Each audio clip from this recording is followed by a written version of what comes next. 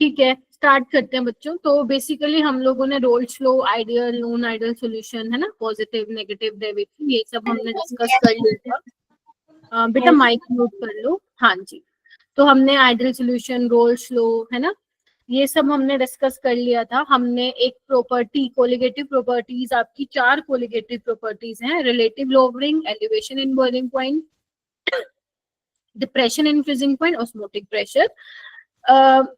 First वाली मैंने आप लोगों को कंप्लीट करा दी थी विद क्वेश्चन प्रैक्टिस, ठीक है।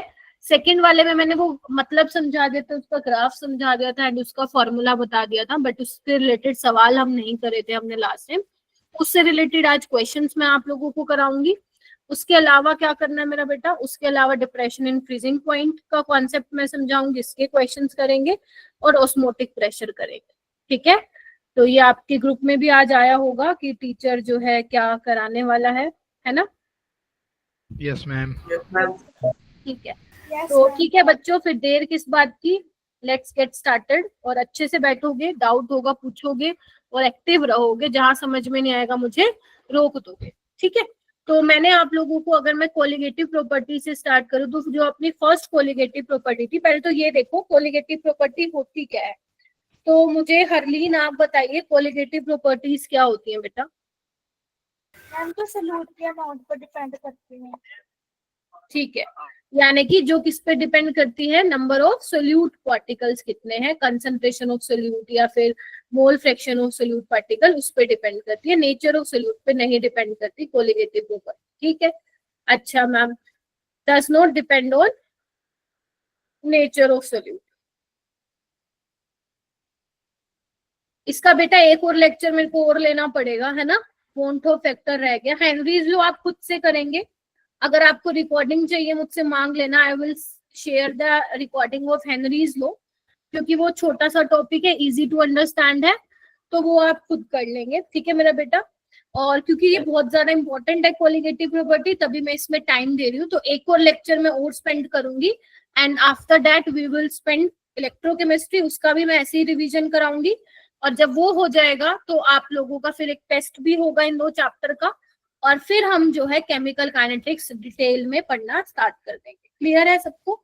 चलिए, उसके अलावा जो हमारी फर्स्ट कोलिगेटिव प्रॉपर्टी थी, that is RLVP, relative lowering of vapour pressure. इसमें क्या था हमारे पास, जो फॉर्मूला था डाइल्यूट सॉल्यूशन के लिए, P0 minus PS by P0, number of moles of solute by number of moles of solvent, जिसको आप क्या लिख सकते थे, W2 बाय M2, W1 ऊपर M1, ठीक है। W2 मास ऑफ सोल्यूट था, W1 mass of solvent, M2 molar mass of solute और M1 मॉलिक्यूलर मास ऑफ आपका सॉल्वेंट था, ठीक है जी।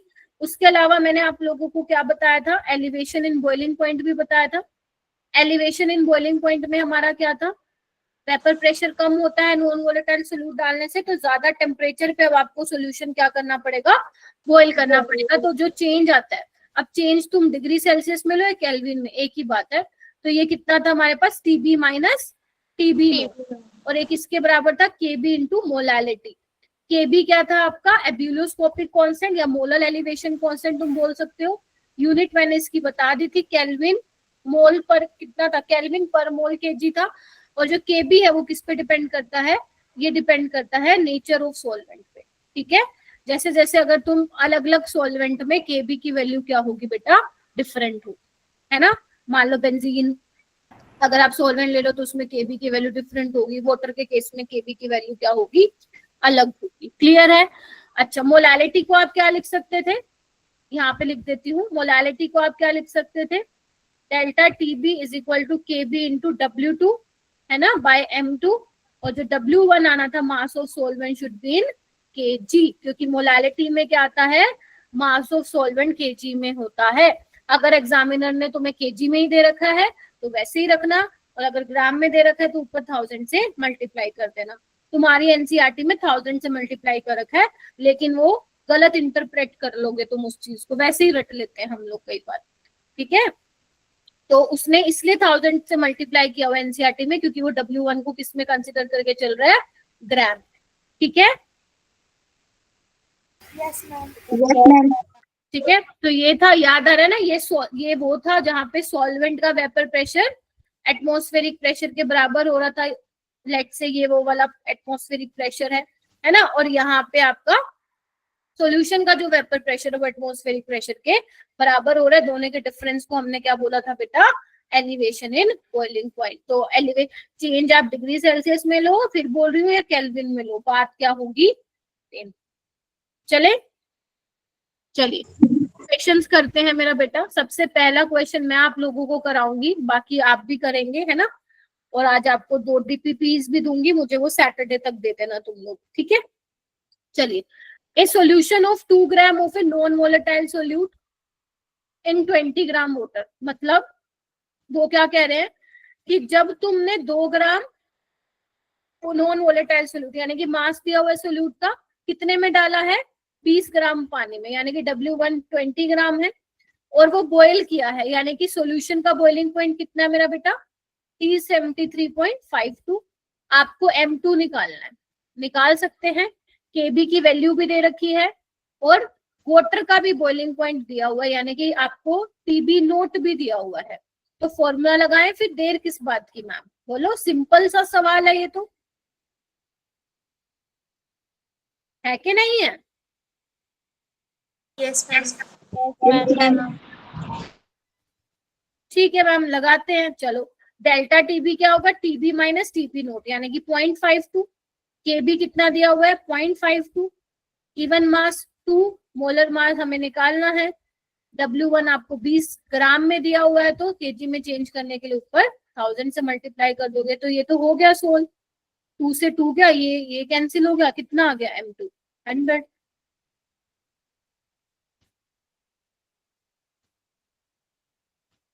बोलो, मुश्किल है। No, ma'am. No, ma'am. No, ma'am. चलो मेरे को हैंड रेस करके बताओ किससे हो जाएगा ये वाला सवाल, किसको समझ में आ गया, हैंड रेस कीजिए। Very good.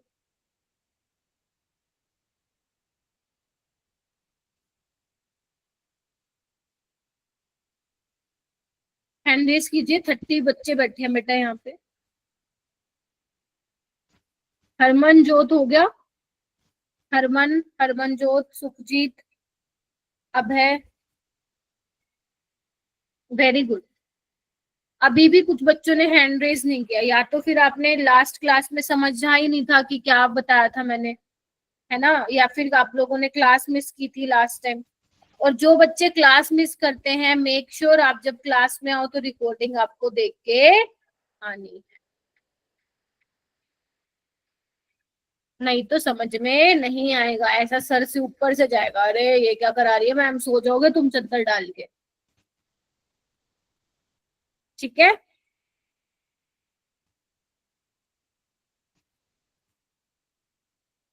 चलिए ये वाला क्वेश्चन करिए बेटा, ट्राई करके देखो। वेपर प्रेशर, और हैंड रेस करना कोई भी चैट में नहीं बोलेगा, जिसको थोड़ा सा लाइट दिख रहा है वो थोड़ा जूम कर ले। वेपर प्रेशर वर्सेस टेम्परेचर का यहाँ पे ग्राफ दिया हुआ बेटा, आपको बताना है सोलवेंट का बॉइलिंग पॉइंट क्या होगा। ये जो 4 वैल्यूज आपको दी हुई हैं, आपको ये बताना है सोलवेंट का बॉइलिंग पॉइंट क्या होगा। ये पूछा था 2024 में या 25 में।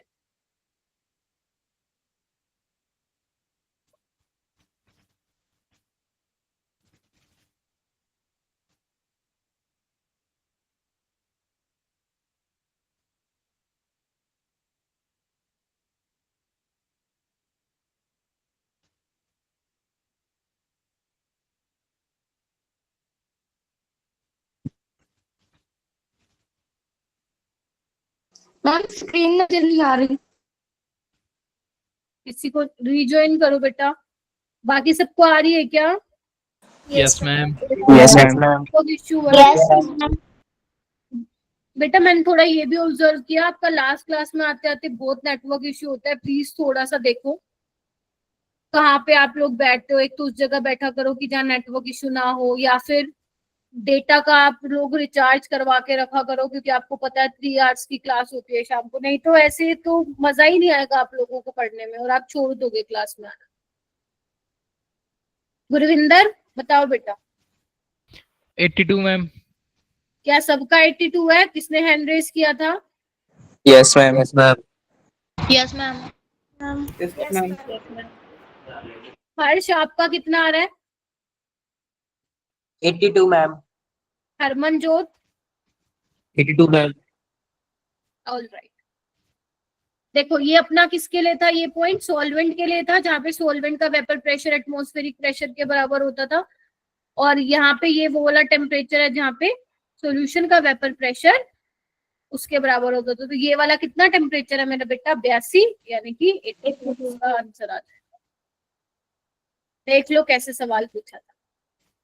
चले चलिए, ये 2012 में आया था। देखो क्या दिया हुआ है, for a dilute solution containing 2.5 gram of a non volatile solution. आपको लिखते जाओ, आपको क्या गिवन है, W2 गिवन है, ऐसे ही लिखना आपको पेपर में, मतलब जब आप सोल्व करते हैं असाइनमेंट्स तो आपको ऐसे ही लिखना है। कितने में डिसोल्व किया है? नॉन इलेक्ट्रोलाइट है, मतलब वो डिसोसिएट नहीं हो रहा है, 100 ग्राम पानी में। तो मोलर मास कितना होगा सॉल्वेंट का? 18, बिकॉज वाटर है। ठीक है। एलिवेशन इन बॉइलिंग पॉइंट कितना बोला है? 2 डिग्री सेल्सियस। ठीक है। आपको बोला है सोल्यूट की कॉन्सेंट्रेशन बहुत कम है, यानी कि सोल्यूट की कॉन्सेंट्रेशन को आप नेग्लेक्ट कर देना। आपसे क्या पूछा है? वेपर प्रेशर ऑफ सॉल्यूशन पूछा है। मतलब अब सवाल एलिवेशन इन बॉइलिंग पॉइंट और आपका क्या बोलते हैं relative lowering of vapour pressure को दोनों को मिला के दिया, और ये एडवांस का सवाल है। तो अब पहले तो आप ध्यान से देखिए क्या निकालना, क्या है? पीएस निकालना। तो पीएस वाला फॉर्मूला क्या बताया था मैंने आप लोगों को? P naught minus PS by P naught, molality into molecular weight of solvent by 1000। अब मेरे पास पीएस नहीं है, सॉल्वेंट का मोलिकुलर वेट है पड़ा मेरे पास मोलालिटी नहीं है, पी नोट भी मेरे पास अगर नहीं दे रखा, क्योंकि सॉल्वेंट आपका पानी है तो उसका वेपर प्रेशर कितना होगा? 760 होगा। तो मेरे पास पी नोट भी है, आपके पास क्या नहीं है? मोलालिटी नहीं है ना? और क्या नहीं है? पीएस तो निकालना है। तो आपको मोलालिटी कहाँ से निकालनी पड़ेगी? इस वाले फॉर्मूले से निकालनी पड़ेगी।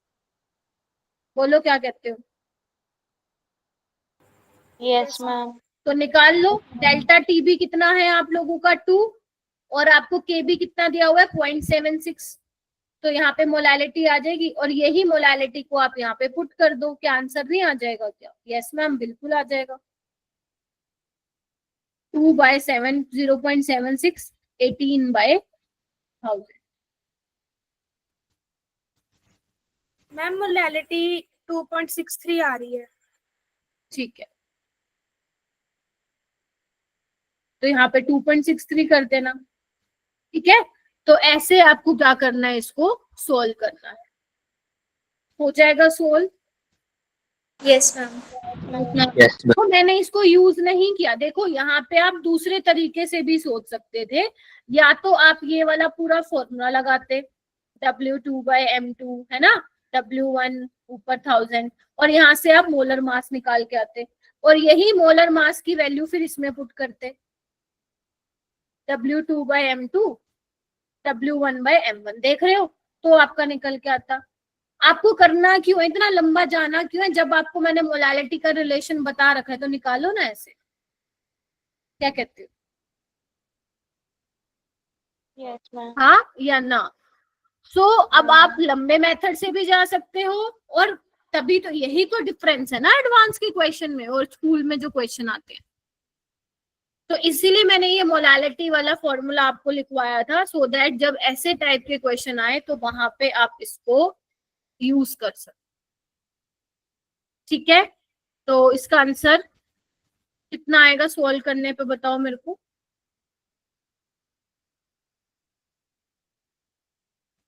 724.03। 724.03। एक बार चेक कर लेना, यही आएगा इसका आंसर। तो 724 लिख के आना। मैम मेरा प्रॉपर 724 आ रहा है। ठीक है, मतलब अगर दो बच्चों का सेम आ रहा है तो इट मीन्स यही आएगा। निकल जाएगा? Yes ma'am. चलो, और ट्राई करना, जो आप लोग ट्राई क्या, आप लोगों को ये आदत बनानी है कि कैलकुलेटर यूज नहीं करना, बिकॉज जेई में कैलकुलेटर नहीं आएगा, है ना, तो थोड़ा सा ध्यान रखना।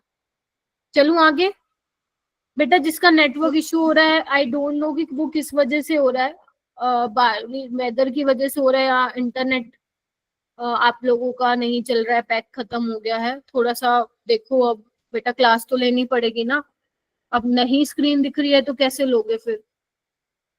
उसके बाद हम चलते हैं मेरा बेटा depression in freezing point. Depression in freezing point, देखो नाम से ही पता चल रहा है फ्रीजिंग पॉइंट डिप्रेस हो जाना।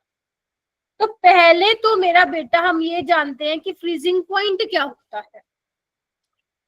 अगर आपको पता है, जब आइस, जो आपका वाटर है जो आइस में कन्वर्ट होता है 0 डिग्री पे, इक्विलिब्रियम पे, हाँ 0 डिग्री पे फ्रीज होता है, तो वो 0 डिग्री जो फ्रीजिंग पॉइंट होता है पानी का, उसका मतलब क्या है, उस केस में जो आपका आइस है और जो वाटर है वो क्या है, आपस में इक्विलिब्रियम। मतलब मैं क्या ये लाइन बोल सकती हूँ क्या, फ्रीजिंग पॉइंट वो टेम्परेचर है जिसपे लिक्विड सोलवेंट का वेपर प्रेशर, मान लो लिक्विड सोलवेंट तुम्हारा पानी है, वो इक्वल हो जाए सॉलिड सोलवेंट के वेपर प्रेशर के, है ना। जो आपका लेट से आइस है उसका भी तो होगा ना कुछ वेपर प्रेशर, पर वो भी बनाएगा, सोलवेंट भी बनाएगा।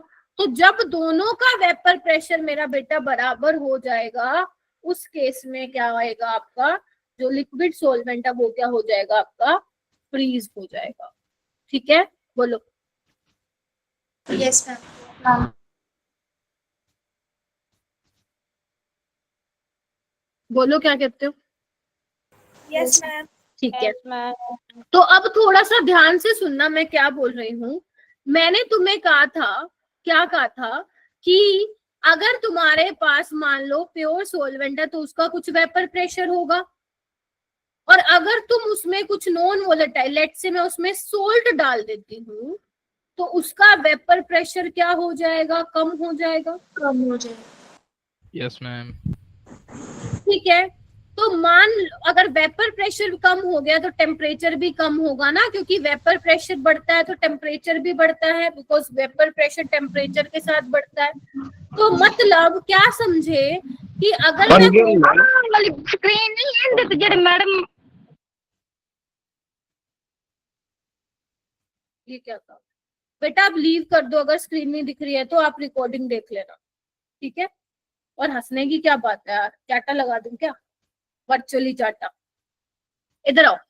तो मतलब अगर मैं बोल रही हूँ सोलवेंट अगर आपका 0 डिग्री पे फ्रीज हो रहा है, तो जब आप उसमें सोल्ट डाल दोगे तो उसका टेम्परेचर कम हो जाएगा, यानी कि अब वो 0 डिग्री से नीचे वाले टेम्परेचर पे फ्रीज होगा, लेट से -1 या -2 या -3 पे, हाँ या ना। Yes ma'am. Yes, ma'am.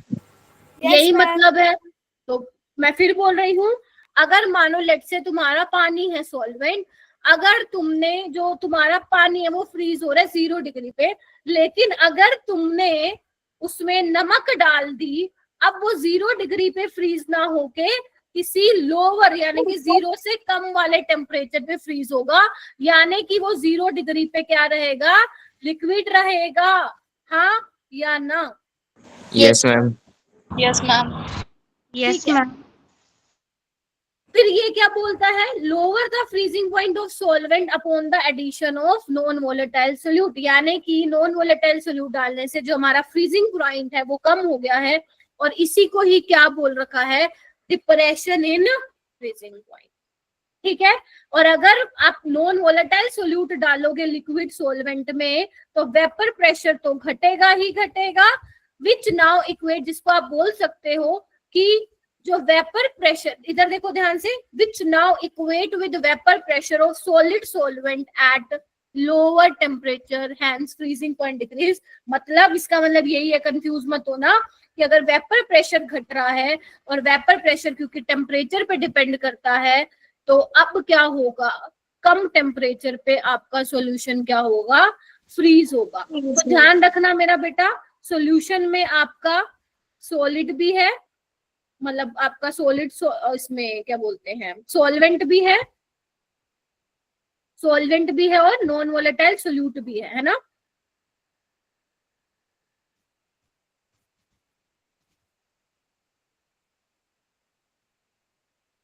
तो फ्रीज कौन होगा, सॉल्वेंट के पार्टिकल फ्रीज होंगे। Getting my point. Yes ma'am. Solid के Yes, पार्टिकल नहीं होंगे, सॉल्वेंट के पार्टिकल जो है सोलिडिफाई होंगे। इसका एप्लीकेशन बताऊं तुम्हें, रियल लाइफ आ जाओ, सबने सुना भी होगा ये वाला केस। बड़े जहाँ पे जो ठंडी ठंडी कंट्रीज होती हैं बेटा, जहाँ पे स्नोफॉल की वजह से रोड पे बर्फ जम जाती है, तो उसको निकालने के लिए हम लोग क्या करते हैं, नमक डालते हैं अच्छा खासा। क्यों डालते हैं कि अगर मान लो कोई बाहर की जगह कंट्री, उसमें टेम्परेचर माइनस में गया हुआ है ना जी, और तुम क्या कर रहे हो, तुम क्या कर रहे हो, ऊपर से सोल्ट डाल रहे हो। पहले मान लो -2 डिग्री था, अब उसका फ्रीजिंग पॉइंट क्या हो जाएगा, और कम हो जाएगा। Getting my point. Yes ma'am. ठीक है, मतलब होगा क्या, अगर मान लो यहाँ पे बर्फ जमी हुई है, तो आपने क्या किया, ऊपर से सोल्ट डाल लिया, तो पहले जो -2 डिग्री पे बर्फ जम गई थी, अब उसका फ्रीजिंग पॉइंट डिप्रेस हो गया है, यानी कि अब वो -2 पे क्या हो जाएगा, लिक्विड हो जाएगा। लिक्विड। कम वाले टेम्परेचर पे -3 -4 पे क्या होगा, वो फ्रीज होगा। तो मतलब जगह तो ठंडी रहेगी, लेकिन वो बर्फ क्या हो जाएगी, सॉफ्ट हो जाएगी। यस और no. Yes ma'am. Yes ma'am. Yes ma'am. Yes ma'am. क्या कहते हो। हाँ मैम। इसका एक और रियल लाइफ एग्जांपल, आप लोग क्या करते हो, वो वाली क्या बोलते हो उसको, तिल्ली वाली कुल्फी भी खाते हो, तिल्ले वाली कुल्फी जो बेसिकली मोल्ड में से वो निकाल के देता है। Yes ma'am. मेरे को शेप तो नहीं बनाने आ रही, हाँ ऐसा होता है, ऐसा उसमें से निकाल के देता है। ठीक है, तो अगर आप देखते हो जो वो कंटेनर लाता है अपने ठेले पे, उसमें बर्फ होती है। अब एक बात बताओ, इतनी सारी बर्फ और उसमें मोल्ड है, अगर वो मोल्ड को उस बर्फ में से निकालेगा तो उसके हाथ पे लगनी चाहिए, क्योंकि बर्फ तो हार्ड होती है। फिर उसमें से वो कैसे इतनी आराम से ऐसे ऐसे ऐसे करके निकाल देता है, वो इसलिए निकाल देता है क्योंकि उसने बर्फ में, और कई बार ना आपको ऐसा कुल्फी में थोड़ा सा ऐसे लगता भी होगा है, सॉल्टी टेस्ट आ रहा है ना, नमक डाला हुआ सा है। लगता है। वो कुल्फी के अंदर नमक नहीं डाला होता, उसमें वो होता क्या है, बर्फ, जो बर्फ है उसके कंटेनर में, उसमें उसने नमक डाल रखा है। नमक से क्या होगा, फ्रीजिंग पॉइंट डिप्रेस हो जाएगा, मतलब वो बर्फ क्या हो जाएगी, सॉफ्ट हो जाएगी। जगह तो ठंडी रहेगी, बराबर ठंडी ठंडी कुल्फी, लेकिन वो बर्फ क्या हो जाएगी, सॉफ्ट हो जाएगी। तभी वो आराम से जूम जूम जूम करके निकाल के देता है तुम्हें मोल्ड, है ना। यस और मैम। इस वजह से वो कई बार थोड़ा सा हल्का सा टेस्ट आ जाता है तुम्हें कि हाय क्या इसमें नमक डाला हुआ है क्या कुल्फी में। तो कुल्फी में नमक नहीं डाला होता, बर्फ में नमक डाला होता, सो दैट वो सॉफ्ट हो जाए। ठीक है, चलिए। Yes ma'am. बहुत सारे एग्जाम्पल हैं, ठीक है, आपको मैंने ये 2 एग्जाम्पल बता दिए हैं, इससे कोई और भी आएगा तो आप रिलेट कर सकते हो। अब यहाँ पे हम ग्राफ प्लॉट करेंगे मेरा बेटा। तो वेपर प्रेशर वर्सेस टेम्परेचर का मैं ग्राफ बनाऊंगी, ध्यान से देखना एक बार। ठीक है, अच्छा मैम, एक मिनट बेटा। हाँ, तो आपका क्या हो रहा था, फ्रीजिंग पॉइंट क्या था, वो टेम्परेचर था जिसपे आपका सॉलिड सॉल्वेंट और लिक्विड सॉल्वेंट कहाँ आ रहे थे, इक्विलिब्रियम पे आ रहे थे। तो चलो यहाँ पे मैं एक चीज बनाना चाहती हूँ, ध्यान से देखना, पहले मेरे को बनाने दो फिर लिखना। आपको पता है वेपर प्रेशर के साथ टेम्परेचर बढ़ता है, मतलब टेम्परेचर के साथ वेपर प्रेशर बढ़ेगा एक्सपोनेंशियली। तो ये जो ग्राफ बनाया मेरा बेटा, ये सॉलिड सॉल्वेंट का ग्राफ है। ठीक है, ध्यान से देखना, पहले मेरे को बनाने दो।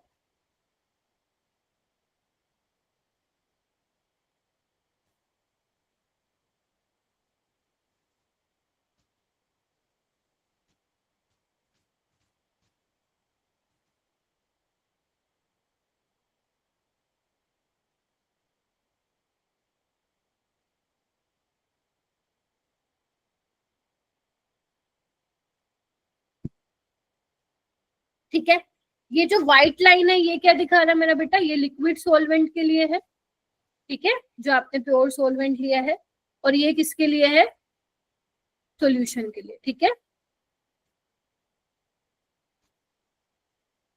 अच्छा, अब ये बताओ, मान लो आपका लिक्विड सॉल्वेंट पानी है, तो फ्रीज कब होगा, जब सॉलिड सॉल्वेंट और लिक्विड सॉल्वेंट क्या होंगे, दोनों का वेपर प्रेशर बराबर हो जाएगा, यानी कि इस पॉइंट पे क्या होगा, आपका लिक्विड सॉल्वेंट क्या होगा, फ्रीज होगा। बोलो क्या कहते हैं। और इस पॉइंट को मैं क्या नाम दूंगी, TF नोट नाम दूंगी, क्योंकि TF नोट क्या दिखा रहा है मेरा बेटा, यहाँ पे फ्रीजिंग पॉइंट दिखा रहा है प्योर सॉल्वेंट का। बोलो क्या कहते हो। Yes ma'am. Yes, ma'am. ठीक है, अब तुमने क्या डाला, सॉल्वेंट में नॉन वोलेटाइल सोल्यूट डाल दिया, तो उसका वेपर प्रेशर कम तो टेम्परेचर भी कम। तो पहले अगर मान लो ये 0 डिग्री पे फ्रीज हो रहा था, तो अब क्या होगा, जो सॉल्यूशन है वो इससे कम टेम्परेचर पे फ्रीज होगा, यानी कि यहाँ पे कहीं जाएगा, देखना एक बार, यहाँ पे ये देखो, और ये क्या है, इसके करस्पॉन्डिंग इस टेम्परेचर को मैं क्या बोलूंगी मेरा बेटा, इसको मैं बोलूंगी TF। तो TF नोट था freezing point of pure solvent, और TF क्या है मेरा बेटा, फ्रीजिंग पॉइंट ऑफ सॉल्यूशन। बोलो हाँ या ना। Yes, ma'am. Yes. Yes, ma'am. और जो ये डिफरेंस है इसको मैं क्या नाम दूंगी, डेल्टा TF। डेल्टा TF, तो डेल्टा TF क्या हो जाएगा मेरा बेटा, डेल्टा TF हो जाएगा बड़ा कौन सा, अब TF नोट है माइनस TF है, और डेल्टा TF किसके बराबर हो जाएगा, experimentally KF into molality. Molality के डायरेक्टली प्रोपोर्शन है, और कांस्टेंट लगाओगे तो KF, और KF क्या है यहाँ पे, क्रायोस्कोपिक कांस्टेंट, या फिर molar depression constant. Molar depression constant. Molar depression constant. ठीक है मेरा बेटा, चलिए मैम, और इसको ये नेचर ऑफ सॉल्वेंट पे डिपेंड करेगा, यूनिट वही उसकी सेम रहेगी, ठीक है। और डेल्टा TF को और कैसे लिख सकते हो, मोलालिटी क्या होता है, given mass of solute by molar mass of solute into नीचे आता है मास ऑफ सॉल्वेंट इन।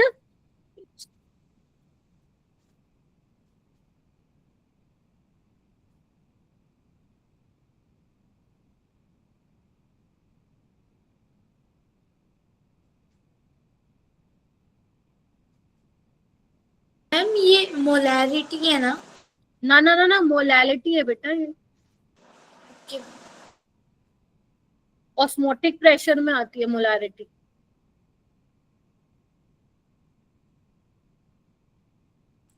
बन गई बात। Yes ma'am. Yes, ma'am. Yes, ma'am. Tara Singh, Mayank, Rohit, Amandeep, Amandeep अब दिख रही है स्क्रीन। Yes, ma'am. ठीक है, अब हम कुछ क्वेश्चन करेंगे। पहला क्वेश्चन है डिप्रेशन इन फ्रीजिंग पॉइंट से, देखो ध्यान से। An aqueous solution of non volatile solute इतने पे बॉयल हो रहा है, मतलब सोल्यूशन इतने पे बॉयल हो रहा है, मतलब आपको क्या दिया हुआ है, ये TB की वैल्यू दी हुई है। फिर वो कह रहे हैं कि कौन से टेम्परेचर पे सॉल्यूशन फ्रीज करेगा, यानी कि आपको TF निकालना है, KB और KF की वैल्यू आपको दी हुई है। तो सबसे पहले हमें क्या करना चाहिए, हमें अगर TF निकालना है तो भाई मोलालिटी भी कहीं से चाहिए होगी, तो delta TB is equal to KB into molality. Delta TB क्या होगा, TB माइनस TB नोट। अब TB नोट मतलब पानी दिया होगा, एक्वस बोला हुआ है ना, तो सॉल्वेंट वुड बी वाटर, तो उसका होता है 100 डिग्री सेल्सियस। तो ये आ जाएगा डिफरेंस लेने पे 0.17। KB आपको दिया हुआ है, तो कितना आ जाएगा, मोलालिटी 1/3 आ जाएगा। तो डेल्टा TF क्या हो जाएगा मेरा बेटा, KF इंटू मोलालिटी, यानी कि 1.86 इंटू 1/3। तो ये कितना आ जाएगा, ये आ जाएगा 0.62। 0.6। लेकिन ये आंसर है क्या? ये आंसर है नहीं, आपसे पूछा है टीएफ। तो डेल्टा टीएफ क्या होता है मेरा बेटा? TF note minus TF. Water का कितना होता है फ्रीजिंग पॉइंट? 0। तो यानी कि आंसर आएगा नेगेटिव। ठीक है, तो यानी कि आंसर वुड बी, प्लीज मेरे से पूछ लो अगर समझ में नहीं आया है। हालांकि ऑप्शन मैंने नहीं दिए हैं, पेपर में एमसीक्यू था जिसमें -0.62 भी दिया था, प्लस वाला भी दिया था। तो आंसर क्या आएगा? माइनस में आएगा, बिकॉज आपसे पूछ रहा है किस टेम्परेचर पे सॉल्यूशन आपका जो है फ्रीज करेगा। तो आपको यानी कि टीएफ निकालने के लिए बोला उसने। ठीक है बेटा, एक पहले तो आप डेल्टा टीबी वाले फॉर्मूले से मोलालिटी निकाल लो और इस मोलालिटी को यूज करो डेल्टा टीएफ वाले फॉर्मूले में। ठीक है, तो आपका डिप्रेशन इन फ्रीजिंग पॉइंट इतना आ गया। आपसे पूछा है टीएफ की वैल्यू पूछा है, तो डेल्टा टीएफ क्या होता है? TF note minus TF. निकाल दो टीएफ।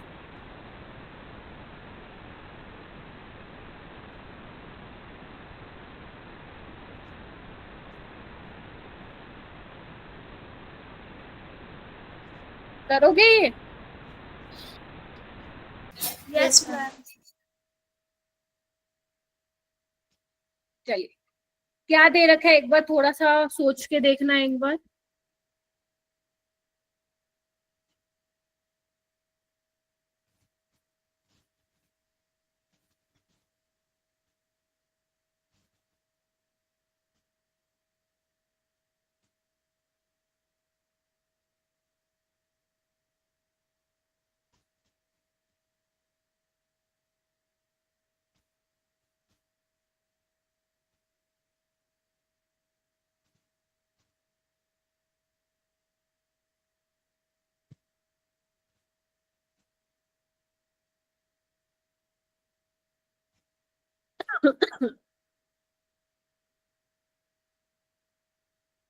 आपको बोला है on dissolving 0.5 gram of a non volatile solute to 39 gram of benzene. Benzene आपका सॉल्वेंट है, ठीक है, और ये आपका नॉन वोलेटाइल सोल्यूट है। तो वेपर प्रेशर 650 से 640 हो गया है, मतलब पी नोट कितना है? 650, और पीएस कितना है बेटा? 640। 640. आपको निकालना क्या है? डेल्टा टीएफ निकालना है। चलो बस ये दिया इसने, बाकी वो कहता खुद निकालो, खुद निकालो बोला इसने। तो क्या करें हम? क्या करें? सोचो सोचो सोचो, कौन बताएगा मुझे?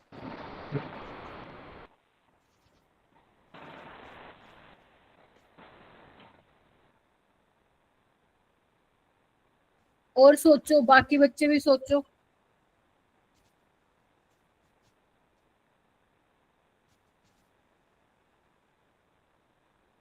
अमनदीप आप बताओ। Yes, ma'am. मैम उन्होंने मास ऑफ सोल्यूट भी दिया और मास ऑफ सॉल्वेंट भी दिया हुआ है मैम, पी नॉट और पी एस भी दिया हुआ है मैम। जो आर एल वी पी का फॉर्मूला था हम वो लगा देंगे, P not minus P S upon P not is equal two moles of solute वाला फॉर्मूला लगा देंगे मैम। फिर उससे हमें जो वैल्यू फाइंड होगी मैम, उससे डेल्टा टी एफ को हम फाइंड करेंगे। कौन सी वैल्यू निकलेगी?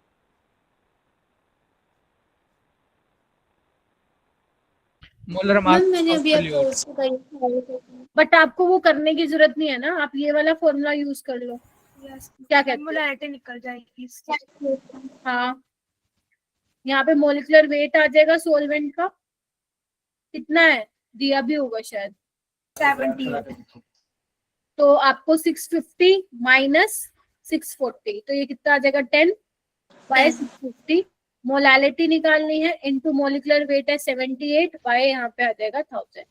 ठीक है, तो मोलालिटी आपकी आ जाएगी, और इसी मोलालिटी को आप कहाँ पुट कर दोगे?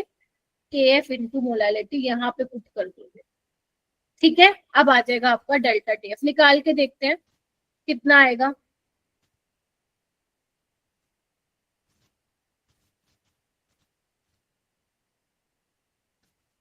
यहाँ पे मोलालिटी को सोल्व कर देते हैं, तो ये आ जाएगा आपका 1000 बाय 65 इंटू 78, ठीक है। और इसी को आपको यहाँ पे पुट करना है। करो, सॉल्व करते हैं। कितना आ रहा है? हटा दो इसको, फॉर्मूले को ना, सारे बच्चे करेंगे सोल्व।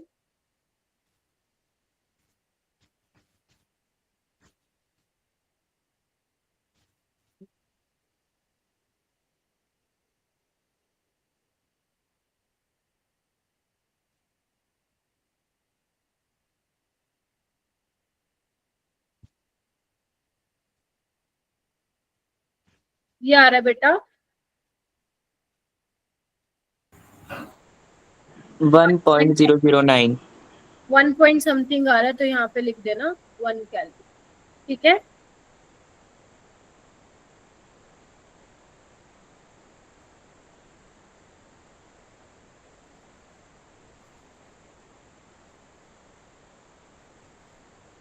आ रहा है सब? एक बार सोल्व करके देखो।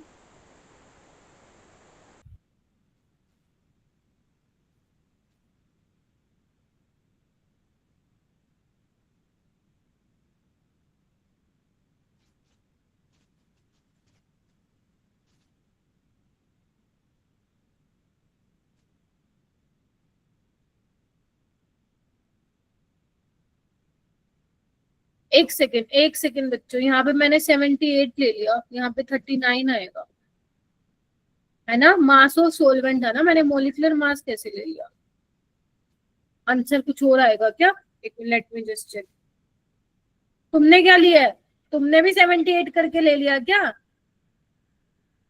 ये आएगा 2535। रुको, late me just calculate again. और ये आ रहा है इतना, तो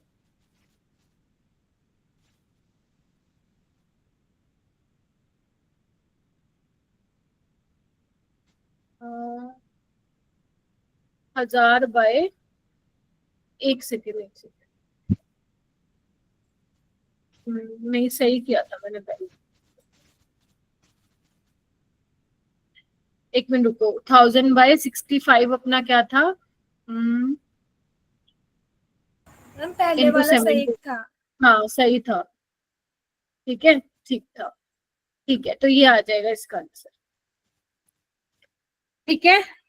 तो इसका 1 केल्विन के आसपास जो है आपका आंसर आ जाएगा। तो इसीलिए कह रही हूँ आप वो number of moles of solute पे मत जाओ, डायरेक्ट मोलैलिटी वाला फॉर्मूला लगाओ, ठीक है। बोलो।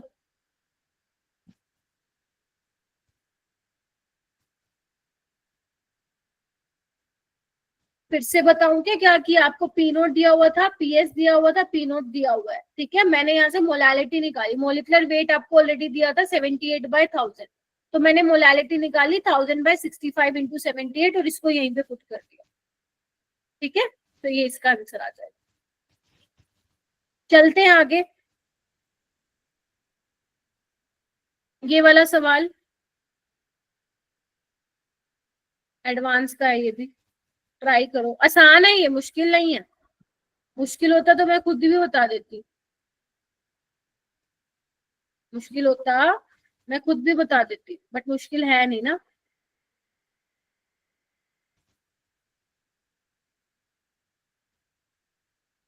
एक काम करना है, घर से ट्राई करना, ठीक है।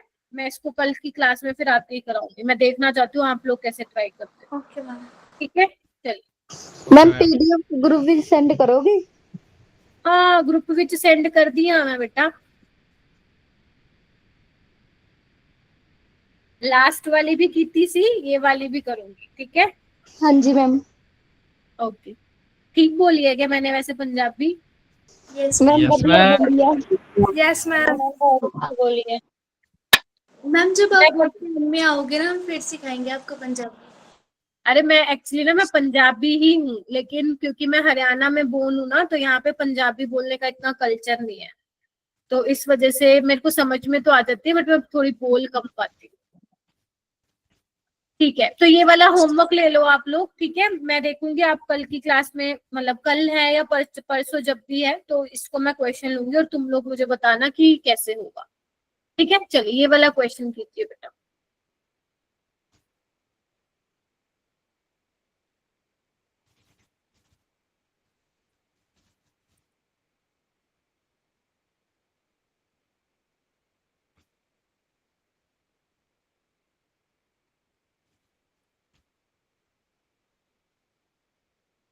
शाबाश मैम करो। Option C. रुक जाओ, हैंड रेस कर लो, ठंड रखो।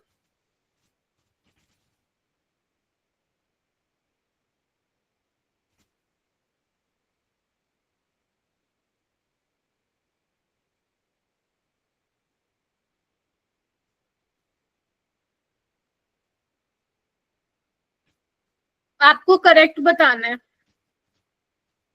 Very good Harleen.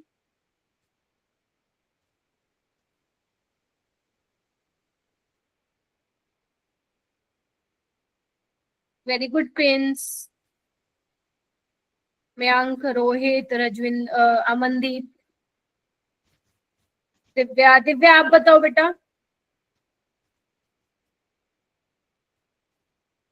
दिव्या दिव्या बताओ। अरे बोलो। प्रिंस आप बताओ। Ma'am Prince option ma'am option A और डी सही है, क्योंकि जो जैसे कोई भी फ्रीजिंग पॉइंट होता है उसमें सॉल्वेंट डोमिनेटिंग होता है, सॉल्वेंट की वजह से ही फ्रीज होता है। और और फर्स्ट में जैसे वेपर प्रेशर ऑफ सॉल्यूशन होता है वो लेसर होता है प्योर सॉल्वेंट से। वेरी गुड, शाबाश, बहुत बढ़िया, क्लैपिंग। अप्रिशिएट करना अपने को। जो सोल्यूशन का वेपर प्रेशर होगा वो कम ही होता है ना नॉन वोलेटाइल सोल्यूट डालने के बाद, और सोलवेंट मॉलिक्यूल फ्रीज करते हैं, सॉलिडिफाई होते हैं, ठीक है, सोल्यूट वाले नहीं होते। और वेपर प्रेशर घटता है ना कि बढ़ता है। तो ए और डी स्टेटमेंट क्या है, सही है। तो ऑप्शन ए इसका करेक्ट हो जाएगा। ठीक है, वेरी गुड। ये वाला करिए बेटा ट्राई। कौन सा क्वेश्चन है ये, जो भी है, ये वाला करते हैं। 2 gram of a non volatile non electrolyte. Non electrolyte मतलब समझते हो ना, जो डिसोसिएट नहीं हो रहा है। तो क्योंकि हम जब वो करेंगे ना लास्ट क्लास में बॉन्ड ऑफ फैक्टर, तो वहां पे हम ऐसा इलेक्ट्रोलाइट लेंगे हम जो कि डिसोसिएट करता हो इलेक्ट्रोलाइट। तो यहाँ पे 2 ग्राम दिया हुआ है नॉन वोलेटाइल सोल्यूट, और उसको डिजोल्व किया गया है बेटा 200 ग्राम में। ठीक है, और दोनों के दोनों सॉल्वेंट कैसे हैं, डिफरेंट सॉल्वेंट है। ठीक है, मान लो ए में ये काम किया गया है और बी में, अलग अलग सॉल्वेंट में 2 ग्राम 200 ग्राम सॉल्वेंट में डिजोल्व किया है। ठीक है, और जो केबी का रेशियो है वो कितना दिया हुआ है मेरा बेटा, 1:8। तो आपको बताना है डेल्टा टीबी क्या होगा। हरलीन अच्छी बात है, लेकिन हैंड रेस करना है बेटा। ठीक है, डेल्टा टीबी का इनका रेशियो बताना है ए बाय बी का। तो कर सकते हैं मेरे बच्चे। Yes ma'am. देखो तुम देखो, मास सेम है सोल्यूट का, है ना, सॉल्वेंट का मास सेम है, तो मोलालिटी बेसिकली क्या होने वाली है, सेम ही होने वाली है। ए की यस मैम। मोलालिटी और बी की मोलालिटी, तो ये तो कैंसिल आउट हो जाएगा। तो यानी कि क्या आ जाएगा, ये आ जाएगा 1/8 आ जाएगा। ठीक है, और ये किसका रेशियो है, x:y। आपसे y पूछा है तो आंसर क्या आ जाएगा मेरा बेटा, 8। आ जाएगा। आसान था, सारे कंफर्म करो।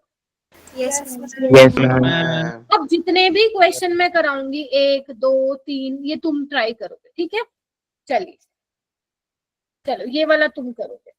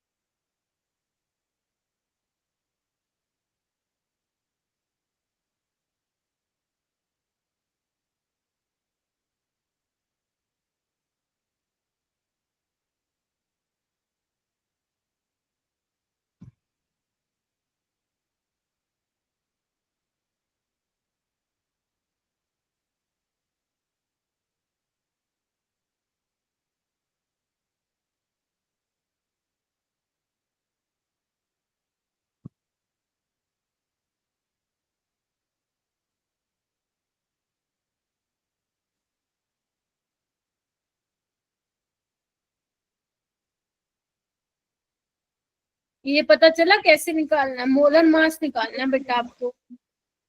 आपको दिया हुआ है वाटर कब बॉईल करता है, सॉल्यूशन कितने टेम्परेचर पे करता है, गिवन मास दिया हुआ है सोल्यूट का, है ना, और क्या दिया हुआ है, मास ऑफ सॉल्वेंट दिया हुआ है, तो बस निकाल लेना M2।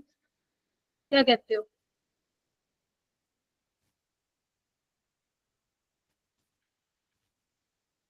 हरलीन निकल जाएगा क्या? हरमनजोत, प्रिंस, सोल्व कर रहे हो, चलो कर लो।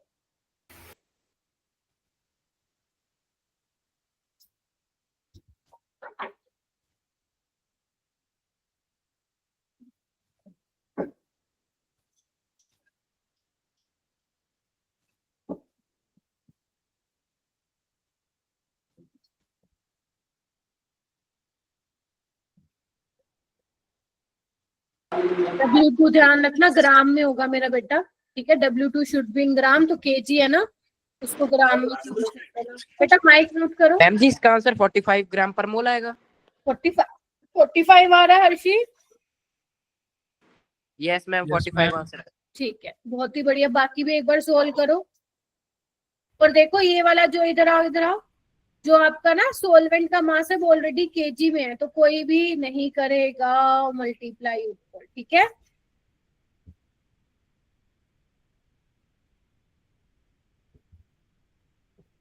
तो ये तो कैंसिल आउट हो जाएगा, ठीक है। इसको सोल्व कर लेना, 45 ग्राम पर मोल आ जाएगा।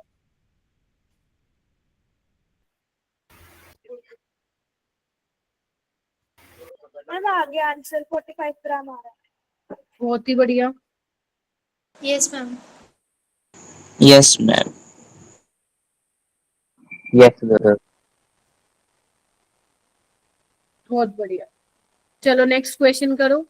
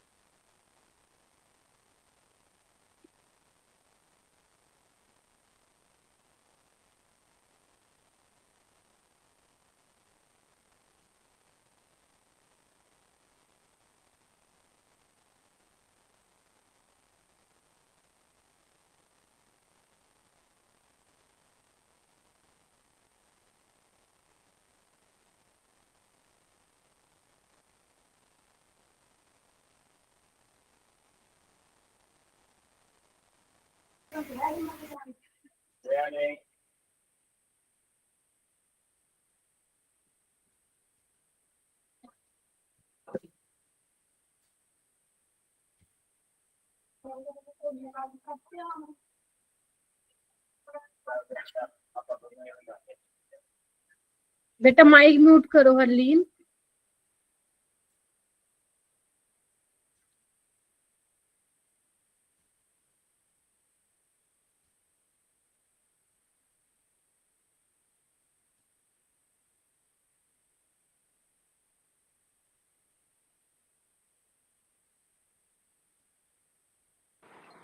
Ma'am B option.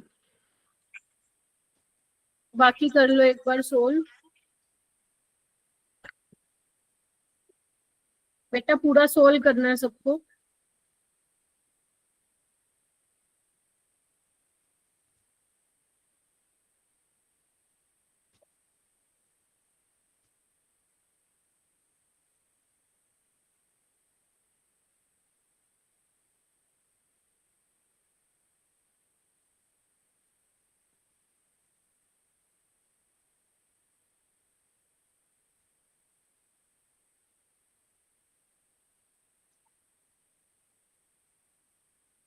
तरणवीर companion mode of करो बेटा।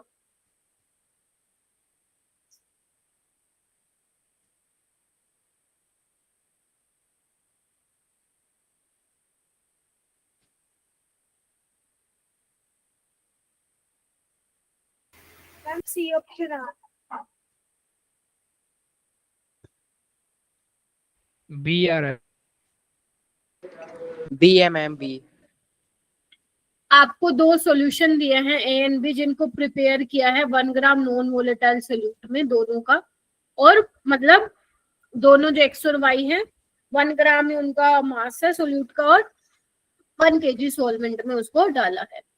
आपको बोल रहे हैं रेशियो बताना डिप्रेशन इन फ्रीजिंग पॉइंट। तो डिप्रेशन इन फ्रीजिंग पॉइंट होता क्या है मेरा बेटा, KF इंटू मोलैलिटी। बोलो। Yes ma'am. Yes ma'am. Solvent अब क्योंकि पानी है तो दोनों KF की वैल्यू A और B में, मतलब A और B के केस में KF की वैल्यू सेम होगी, बिकॉज KF डिपेंड करता है नेचर ऑफ सॉल्वेंट पे। तो यहाँ पे तो सॉल्वेंट ही सेम है ना। तो ये क्या आ जाएगा आपका मोलैलिटी, ठीक है।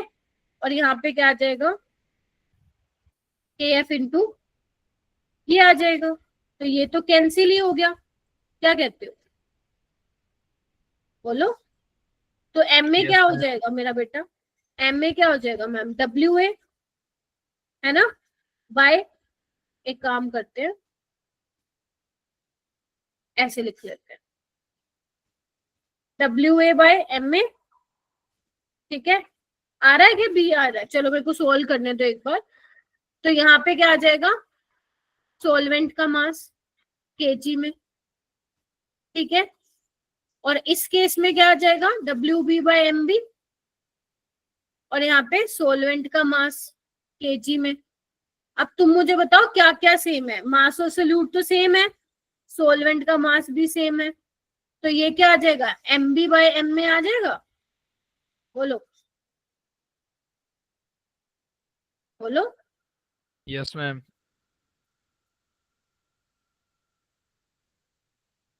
और ये कितना दिया हुआ है, 1:4 दिया हुआ है, ठीक है। ओके, तो कुछ गड़बड़ की है क्या, दो सोल्यूशन दे रखे हैं A और B, 1 ग्राम नॉन वोलेटाइल सोल्यूट है X का और Y का, यानी कि ये X हो जाएगा और ये Y हो जाएगा, ठीक है। तो मैंने क्या निकाला है, मैंने My बाई Mx निकाला है ना, बेसिकली निकालना क्या है Mx बाय My, तो उल्टा वो कर दो इसको, ठीक है। तो ये कितना आ जाएगा, 1:0.25 आ गया, क्योंकि Yes, जब आप ma'am. ऊपर 100 लेके जाओगे तो फोर्जा पे जाएगा ना, तो आंसर क्या आ जाएगा, B आ जाएगा, बी ऑप्शन मैम। ठीक है। 1:0.25, ये भी आपका प्रीवियस ईयर था। ये वाला करो बेटा, घबराना नहीं होता, क्वेश्चन को देख के ट्राई करो बस।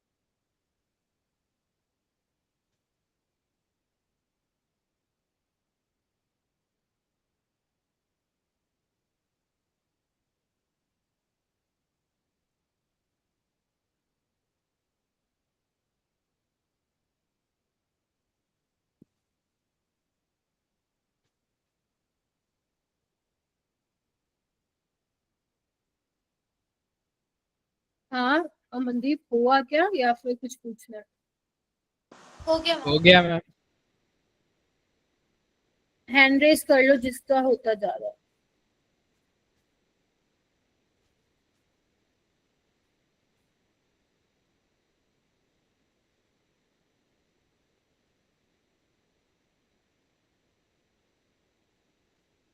Very good Amandeep, Harleen, Gurvinder, Taranveer, Prince, very good बच्चों। तारा सिंह कहाँ गया, ये तारा सिंह और तरनवीर एक ही हो क्या आप लोग, या अलग अलग हो, अलग अलग हो क्या, मैम अलग अलग अलग हैं। ठीक है, वेरी गुड साहिल, जीत, हरमनजोत, वेरी गुड बेटा।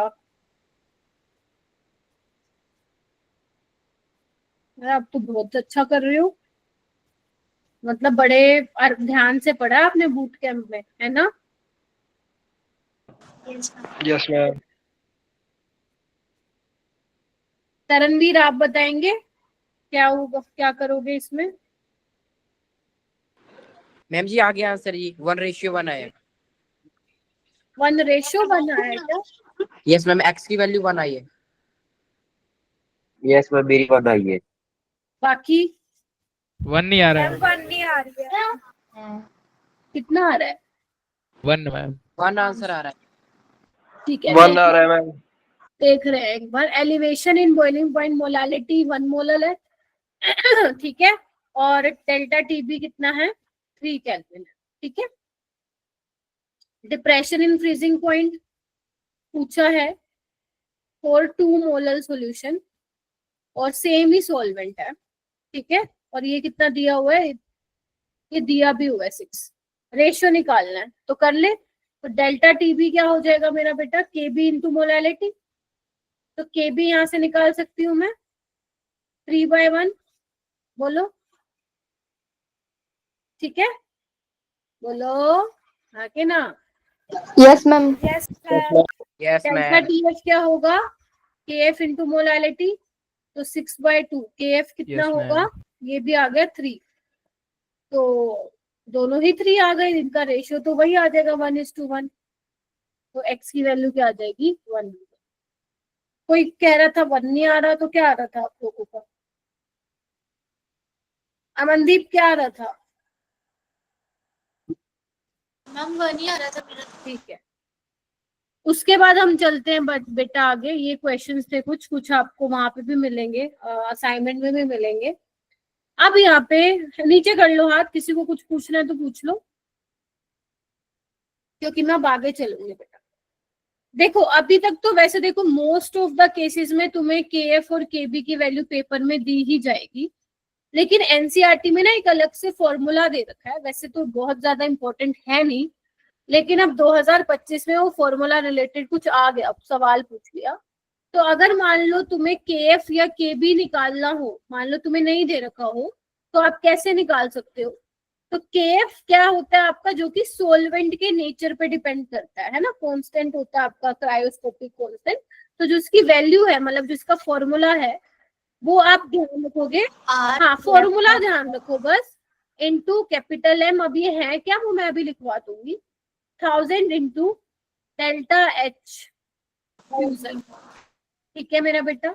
अब यहाँ पे आर क्या है लिख लो एक बार। आर तुम्हारा गैस कांस्टेंट है, गैस कांस्टेंट है जिसकी वैल्यू 8.314 जूल पर केल्विन पर मोल होगी। ठीक है, टीएफ नोट क्या है? फ्रीजिंग पॉइंट है प्योर सॉल्वेंट का।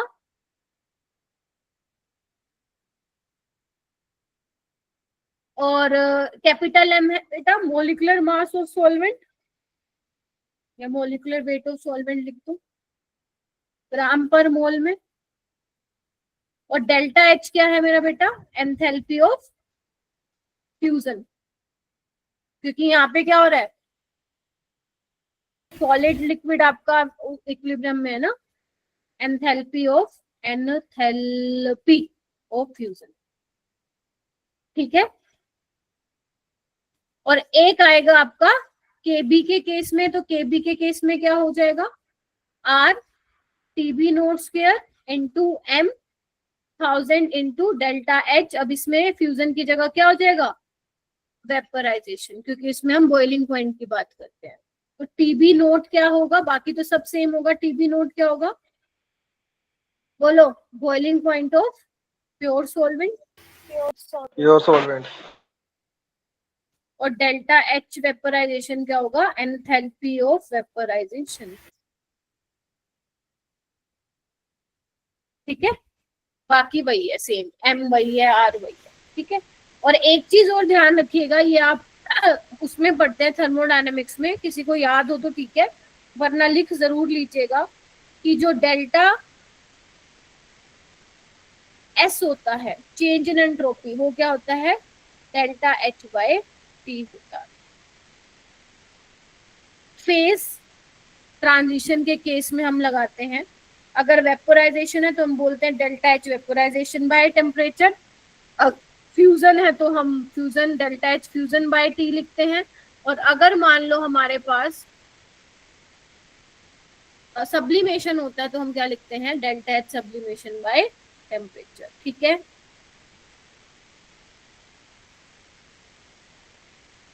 मैम सर ने तो हमें करवाया था R TB naught square upon 1000 into LB latent of vapour emission. Delta H fusion की जगह कई बार आपको एलवी भी लिखा मिलता है, लेटेंट हीट ऑफ फ्यूजन यहाँ पे, और यहाँ पे लेटेंट हीट ऑफ वेपोराइजेशन, ये भी आपको लिखा हुआ मिल सकता है।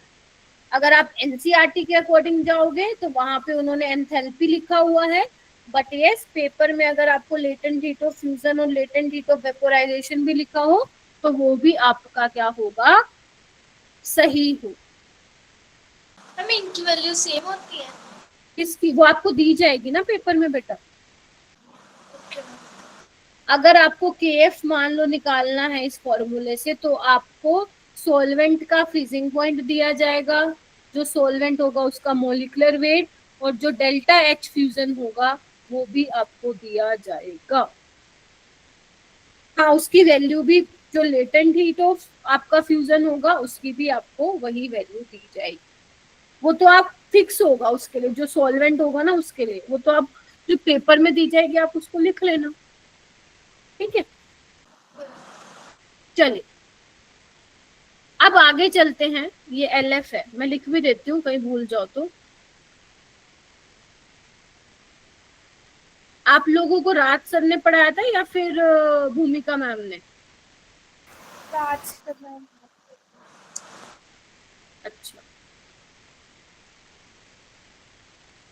अच्छा, उन्होंने शायद दूसरे सेक्शन को पढ़ा हो।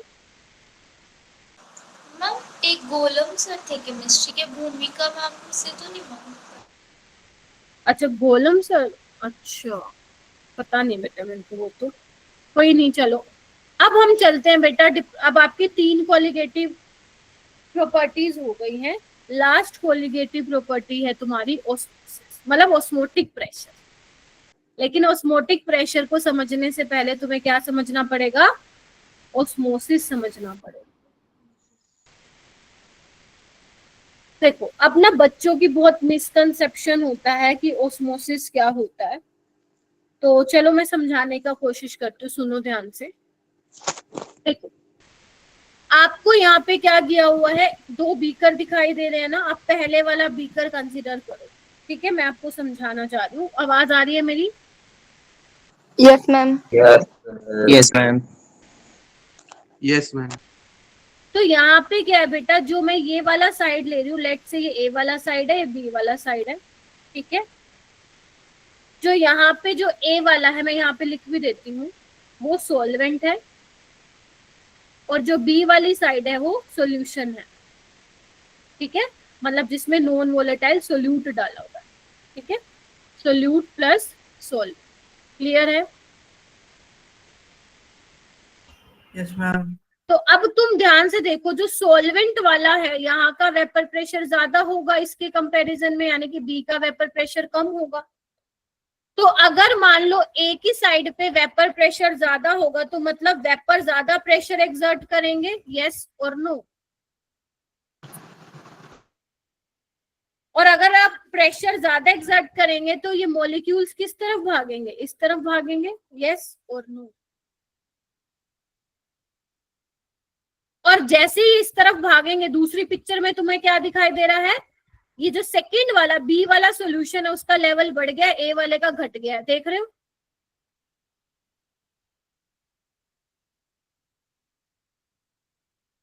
देख रहे हो जी, इसका लेवल ये बढ़ गया है। तो क्या हुआ है मैम, ये हो क्या रहा है? पहले तो ये सुनो अब है क्या। देखो हमारा क्या होता है, ऑस्मोसिस वाला, जैसे आपने डिफ्यूजन सुना होगा, ऑस्मोसिस में क्या होता है मेरा बेटा, हमें क्या चाहिए होता है, हम चाहते हैं कि हमारे जो सॉल्वेंट के मॉलिक्यूल्स हैं उनका मूवमेंट हो, उनका फ्लो पॉसिबल हो। तो उसके लिए हम एक ऐसी सेमी परमेबल मेम्ब्रेन लेते हैं, अलग अलग सेमी परमेबल मेम्ब्रेन होती है, ठीक है। सेमी परमेबल मेम्ब्रेन आपको ऐसी लेनी है जिसमें से सिर्फ सॉल्वेंट के मॉलिक्यूल ही पास हो सके, सोल्यूट के पार्टिकल पास नहीं हो सकेंगे, पहली बात। क्लियर है? क्या लेना है तुम्हें? तुम्हें एक सेमी मतलब आधा, परमेबल मतलब आधी चीजों को ही परमिट करेगा। और कौन से वाले पार्टिकल्स को परमिट करेगा? सॉल्वेंट वाले। मतलब उस सेमी परमेबल मेम्ब्रेन में जो छेद है उसमें से सोल्यूट के पार्टिकल्स का फ्लो नहीं होगा। पहली बात क्लियर है?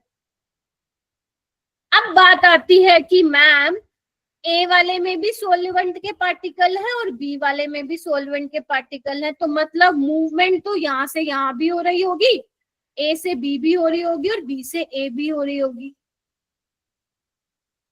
है ना। लेकिन अगर मैं तुम्हें बोलूं नेट, क्योंकि ए का वेपर प्रेशर कम है तो ज्यादा मूवमेंट कहां से कहां हो रही होगी सॉल्वेंट की? ए से बी। तो अगर कोई तुमसे पूछे क्या ऑस्मोसिस में दोनों जगह से सॉल्वेंट मॉलिक्यूल का फ्लो हो रहा है, तो तुम क्या बोलोगे? Answer is yes. बच्चों को ये लगता है कि नहीं मैम एक ही जगह से सॉल्वेंट जा रहा होगा, नहीं, ऐसा नहीं होता है, क्योंकि सेमी परमेबल मेम्ब्रेन से सॉल्वेंट के मॉलिक्यूल्स पास हो रहे हैं। अब वो ए वाली साइड भी है सॉल्वेंट के मॉलिक्यूल, बी वाली साइड से भी जाएंगे तो दोनों साइड से, लेकिन जो नेट फ्लो होगा वो कहां से कहां होगा बेटा? ए से बी, यानी कि हाई कंसंट्रेशन ऑफ सॉल्वेंट से बोलो लो कंसंट्रेशन ऑफ सॉल्वेंट। आज के बाद ये कभी क्वेश्चन गलत, अगर टीचर भी बताए तो कहना दोनों साइड से करेंगे, लेकिन जो नेट फ्लो होगा आपको दिखेगा क्या कि ए से जो है वो ज्यादा पानी वहां पे जा रहा है सॉल्यूशन की साइड पे। हाँ या ना? Yes ma'am. तुम इसको ना एक तरीके से याद करके, अगर तुम अलग अलग लैंग्वेज में याद करोगे तो यू विल गेट कंफ्यूज्ड। आप एक ही वर्ड याद रखो, high concentration of solvent to low concentration of solvent, बस। तुम अलग अलग डेफिनेशन पढ़ लेते हो तो तुम लोग ही कंफ्यूज हो जाते हो कहाँ पे। बस ध्यान रखना जहाँ पे सॉल्वेंट की, प्योर सॉल्वेंट की कॉन्सेंट्रेशन जहाँ आता है वहां से लो कंसंट्रेशन ऑफ सॉल्वेंट की तरफ जा रहा है, ठीक है। अब ये कब तक जाएगा मैम? एक बात बताओ, ए वाले का वेपर प्रेशर ज्यादा है और बी वाले का कम है ना? देखो, ठीक है। अब ये मूवमेंट तब तक होगी जब तक वेपर प्रेशर क्या हो जाए? बराबर ना हो जाए, मतलब इक्विलिब्रियम ना आ जाए। देखो इधर, मतलब जो रेट है ए से बी जाने का और बी से ए जाने का वो क्या ना हो जाए? बराबर ना हो जाए। क्या कहते हो? बोलो।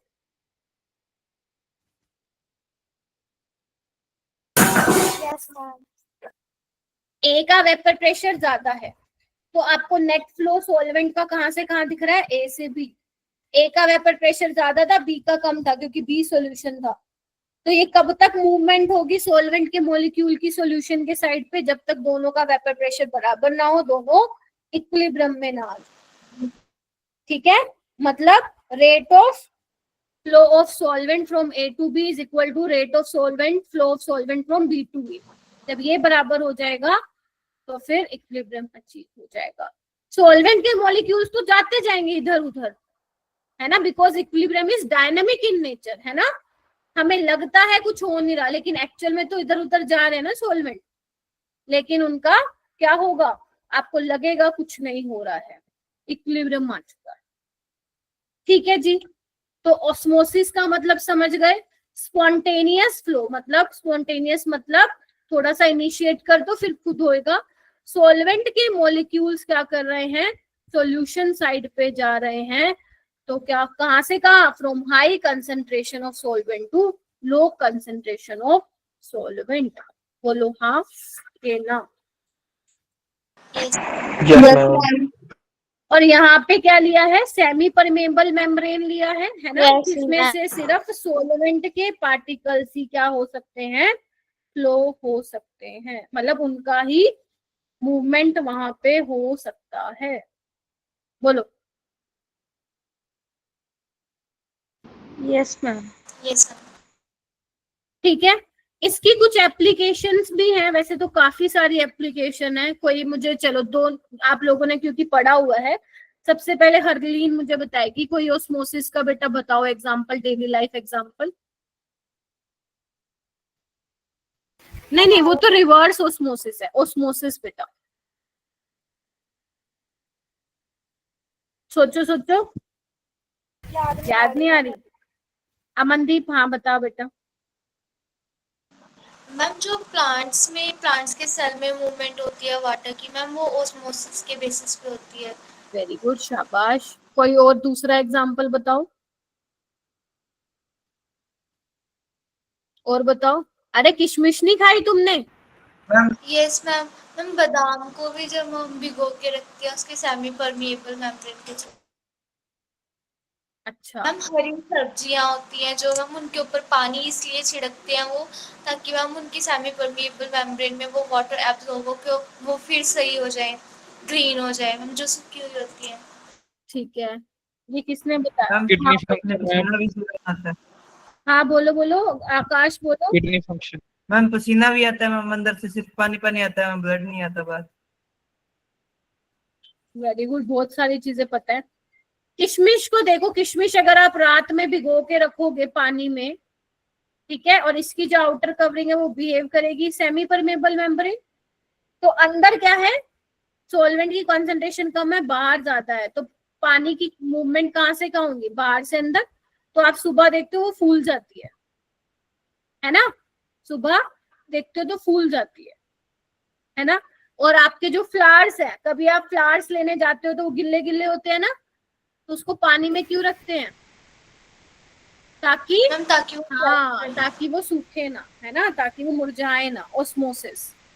ठीक है, बहुत सारे एग्जाम्पल जो आप मान लो आपके होता है ना, कई बार गले में दर्द होता है ना, जो आप नमक के पानी के गरारे करते हो, तो नमक के पानी गरारे करने से होता क्या है, जो आपका बैक्टीरिया है वो मर जाता है, क्योंकि जो पानी है, जो बैक्टीरिया आपके अंदर है, वहां से पानी अंदर से बाहर की तरफ जाता है, तो वो बैक्टीरिया पिचक जाता है, वो भी ओस्मोसिस है।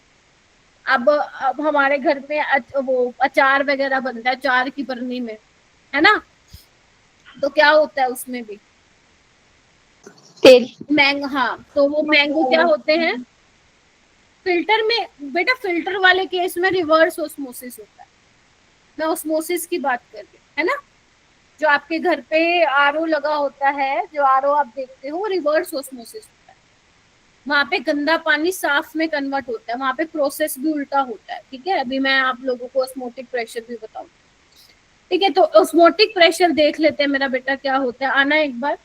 जैसे यहाँ पे मान लो प्योर सोलवेंट है, ऑस्मोसिस को रोकने के लिए मैम जो प्रेशर लगता है, मैं बता रही हूँ, और यहाँ पे आपका क्या है, सोल्यूशन है। ठीक है, या बोल दो सोल्टी वाटर है। ठीक है, यहाँ पे प्योर वाटर है और यहाँ पे नॉन वोलेटाइल सोल्यूट डाला है, या एक काम करो सोल्यूशन लिख देते। ठीक है, अच्छा, अब तुम्हें पता है क्या, इसका वेपर प्रेशर यहाँ ज्यादा होगा, इसका कम होगा। ठीक है, तो नेट फ्लो कहाँ से कहाँ होगा मेरा बेटा, यहाँ से यहाँ होगा। Water to solution. बोलो क्या कहते हैं। Yes ma'am. अब क्या होगा, इसका जो लेवल है वो बढ़ जाएगा, मान लो इतना बढ़ गया, तो जो ये एक्स्ट्रा यहाँ पे क्या, इसकी हाइट एच है, डेंसिटी रो है, और आपका जी, जी क्या होता है आपका, एक्सेलरेशन ड्यू टू ग्रेविटी। वैसे ये फिजिक्स में आप जनरली इसका पढ़ते हो। तो बेटा जो ये एक्स्ट्रा लेवल जो आपका बढ़ा ना, ये जो प्रेशर लगा रहा है, एक्स्ट्रा प्रेशर, उसी को ही हम क्या बोलते हैं, ऑस्मोटिक प्रेशर बोलते हैं। उसी को ही हम क्या बोलते हैं, ऑस्मोटिक प्रेशर। और तुम लोग तो बस रट्टा मार लेते हो कि मैम सॉल्यूशन वाली साइड में जो एक्स्ट्रा प्रेशर लग रहा है ताकि सॉल्वेंट की जो मूवमेंट हो रही है उसको रोका जाए, वही ऑस्मोटिक प्रेशर होता है। होता क्या है कि जब ये तब रुकता है, जो ये एक्स्ट्रा प्रेशर जो ये आपका दिख रहा है ना, क्योंकि इस साइड का वेपर प्रेशर बढ़ रहा है ना, इसका लेवल बढ़ रहा है, तो जो लेवल जितना एक्स्ट्रा बढ़ा है वो जो प्रेशर क्रिएट कर रहा है ना, उस टाइम पे तुम्हारा क्या होगा, सॉल्वेंट के मॉलिक्यूल्स जो होंगे सॉल्यूशन की साइड रुक जाएंगे, तुम्हें लगेगा कुछ नहीं हुआ। ठीक है, तो इसी को क्या बोला गया है, ऑस्मोटिक प्रेशर, जिसको आप किससे दिखाते हो बेटा, पाई से। तो पाई क्या होता है, एच रो जी भी बोलते हैं। मैम पिस्टन से होता है ये सब? हाँ जी, ये सब पिस्टन से ही होता है ना क्या प्रोसेस? प्रेशर देखो इसमें होता क्या है, जब ये लेवल बढ़ता है ना मेरा बेटा, तो ये प्रेशर एक्सर्ट करता है, समझ रहे हो, जो एक्स्ट्रा जो ये लेवल बढ़ रहा है ना, ये प्रेशर एक्सर्ट करता है, और वो जो प्रेशर एक्सर्ट कर रहा है that is your extra pressure, और उसी को ही हम क्या बोल रहे हैं, ऑस्मोटिक प्रेशर। देखो एक तो एटमॉस्फेरिक प्रेशर लग रहा है यहाँ पे भी है ना, बोलो, और ये लेवल जो ये बढ़ रहा है उसकी वजह से जो एक्स्ट्रा प्रेशर एक्सर्ट हो रहा है लेवल बढ़ने से, वो क्या है, एक्स्ट्रा प्रेशर क्या है तुम्हारा, ऑस्मोटिक प्रेशर। और वही वो बोल रहा है, वो ही एक्सटर्नल प्रेशर जो कि जरूरी होता है सॉल्यूशन साइड पे लगना, so that to stop the process of osmosis, जिसको हम क्या बोलते हैं, ऑस्मोटिक प्रेशर बोलते हैं। ठीक है, जिसको आप किससे डिनोट करते हो, पाई से डिनोट करते हो। ठीक है, सबसे पहले ऑस्मोसिस क्या होता है, दूसरा फ्लो कहाँ से कहाँ होता है ये मालूम होना चाहिए, आपका ऑस्मोटिक प्रेशर क्या होता है ये आप लोगों को पता होना चाहिए। उसके अलावा पाई क्या होता है, एच रो जी, इस पे एडवांस में सवाल बना हुआ और एक बहुत अच्छे लेवल का सवाल बना हुआ है इस पे, पाई बहुत आसान होता है, pi is equal to h rho g, ये भी आप लोगों को मालूम होना चाहिए। मैम ये पाई को तो हम हाइड्रोस्टैटिक प्रेशर कहते हैं ना? हाँ, इसको हम हाइड्रोस्टेटिक प्रेशर भी बोलते हैं। ठीक है, एनसीईआरटी में आपका मेंशन भी है। ठीक है जी, हो गया। यस। ठीक है, तो आप देखो जनरली हम क्या करते हैं ना, सिर्फ यही ध्यान रख लेते हैं कि पाई क्या है, ध्यान रखना pi is equal to h rho g. ठीक है, क्योंकि जो एक्स्ट्रा प्रेशर लग रहा है वो किसके बराबर होगा, हाइट एच मान लो, डेंसिटी रो, और g is your acceleration due to gravity. ठीक है, अच्छा मैम फिर इसमें हमें जी दिया रहेगा या मैम हमने इक्वेशंस ऑफ नहीं, आप नहीं, आपको दिया जाएगा, केमिस्ट्री में आपको दिया जाएगा। ठीक है, चलिए, तो बेसिकली यहाँ पे आपको अब खुद देखो, तो एक बात बताओ, जितना ज्यादा कंसंट्रेशन होगा उतना ऑस्मोटिक प्रेशर ज्यादा होगा, क्यों होगा सोचो, क्योंकि जितना ज्यादा आपका सॉल्यूशन कॉन्सेंट्रेटेड होगा, मतलब जितना नॉन वोलेटाइल सोल्यूट डालोगे उतना वेपर प्रेशर कम होता जाएगा, तो मतलब क्या होगा, उतना प्रेशर एक्सर्ट करेगा, मतलब उतना ऑस्मोटिक प्रेशर होगा, यानी कि कॉन्सेंट्रेशन पे डिपेंड कर गया। और आपका ऑस्मोटिक प्रेशर किस पे डिपेंड करता है, टेम्परेचर पे भी डिपेंड करता है। टेम्परेचर बढ़ता है तो देखा गया कि टेम्परेचर के साथ भी ऑस्मोटिक प्रेशर बढ़ता है, और जब आप प्रोपोर्शनलिटी को साइन को हटाते हो तो यहाँ पे कांस्टेंट आता है, that is gas constant which is your R. तो pi is equal to C R T, और ये सी जो होती है वो मोलैरिटी होती है, तो given mass of solute by molar mass of solute, volume of solution in into litre, और आर टी।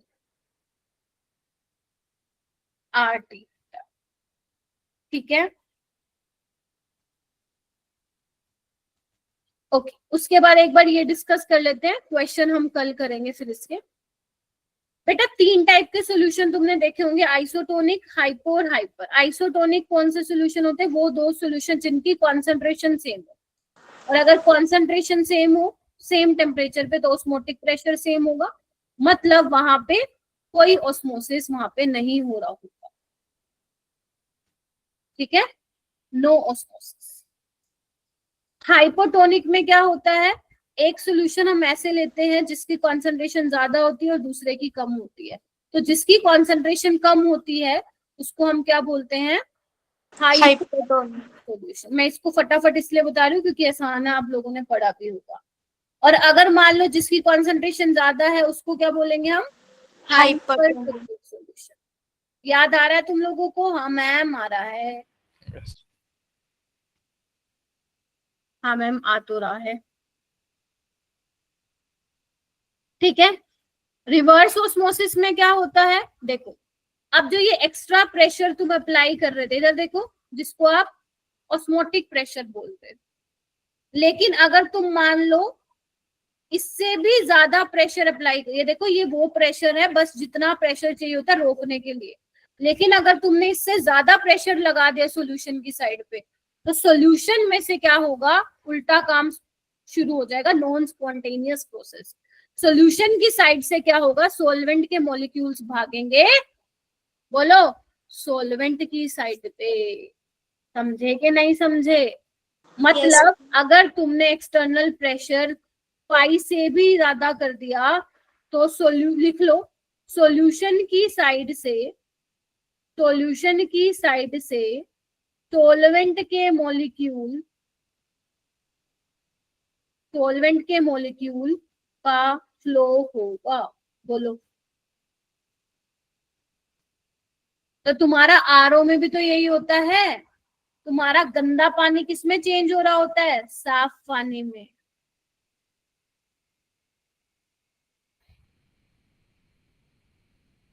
यही हो रहा होता है ना उसमें, रिवर्स आरओ में जो बहुत सारे फिल्टर्स लगाए होते हैं, उसमें क्या होता है, जो सोल्यूट के पार्टिकल्स, इवन कुछ मिनरल्स भी, तभी कहते हैं जो आरओ के पानी होता है, मिनरल्स कहाँ मिलते हैं। जो ये विराट कोहली जो बड़े बड़े एक्टर है भाई, इनकी बहुत फॉरेन कंट्री से उनके पानी की बोतलें आती हैं, क्योंकि इनमें आरओ वाले पानी में इतने मिनरल्स कहाँ मिलते हैं। ठीक है, तो वो भी क्या हो जाते हैं, पास नहीं हो पाते हैं सेमी परमेबल मेम्ब्रेन से। ठीक है जी, तो वहां पे क्या होता है, जो गंदे पानी में जो भी आप लोगों के जो भी पार्टिकल्स हैं वो क्या हो जाते हैं, फिल्टर होके आपका साफ पानी आपको मिलता है। ठीक है, वही आरओ है, रिवर्स ऑस्मोसिस। ठीक है जी, और वही आप फिर पीते हो। ठीक है, तो इसीलिए पहले के टाइम पे क्या था, जो आता था ना, जो जैसे हम लोगों का जो नदियों से पानी आता है उसमें भरपूर मिनरल होता है, लेकिन अब उसमें वो होता है, क्या बोलते हैं, बैक्टीरिया वगैरह होते हैं, तभी अब आरओ का जमाना आ गया है ना। चलो, इसके इम्पोर्टेंट केसेस में बाद में बताऊंगी। एक क्वेश्चन मैं बता देती हूँ कैसे इसके क्वेश्चन करेंगे, ताकि आप घर से रिवाइज करके आओ। मोन्टो फैक्टर भी आप रिवाइज करके आओगे, ठीक है बेटा, ताकि कल इसको खत्म कर दीजिए आप। चलिए देखो, जैसे इन्होंने बोला सुक्रोज का सॉल्यूशन है, उसको डिसोल्व किया गया है इतने लीटर में, पर लीटर सॉल्यूशन, मतलब 1 लीटर में इतना ग्राम डिसोल्व किया है ऑस्मोटिक प्रेशर। डायरेक्ट आपको क्या लगाना है, फॉर्मूला W2/m2 डायरेक्ट फॉर्मूला, ये इवन एनसीईआरटी का है क्वेश्चन। तो W2 हो जाएगा 68.4, मोलर मास आपको दे रखा है, वॉल्यूम 1 लीटर है, ये आपको 0.082 लेना है। ठीक है, क्योंकि एटमॉस्फेयर है ना, तो आपको एटमॉस्फेयर वाली वैल्यू लेनी है। और टेम्परेचर कितना है, 273। आपको मैं एक चीज भी बता दूं, अगर आपको कैलकुलेशन आसान करनी है तो आप R को 1/12 भी ले सकते हो, मतलब ये 0.082 के बराबर ही आएगा, बेशक आप सोल्व करके देखिए। ठीक है, ऑप्शन आ रहा है, तो आप इसको सोल्व कर लेना, तो आप लोगों का आंसर आ जाए। ठीक है, बाकी बहुत सारे क्वेश्चन है, कल करेंगे। ठीक है, कल जब भी परसों अपनी आएगी, तो घर से आप लोगों को क्या पढ़ के आना मेरा बेटा, घर से आप लोगों को मोन्टो फैक्टर पढ़ के आना है, ताकि नेक्स्ट क्लास में हम ये खत्म कर दें। और इलेक्ट्रोकेमिस्ट्री को 4 लेक्चर में अपन को खत्म करना है बेटा।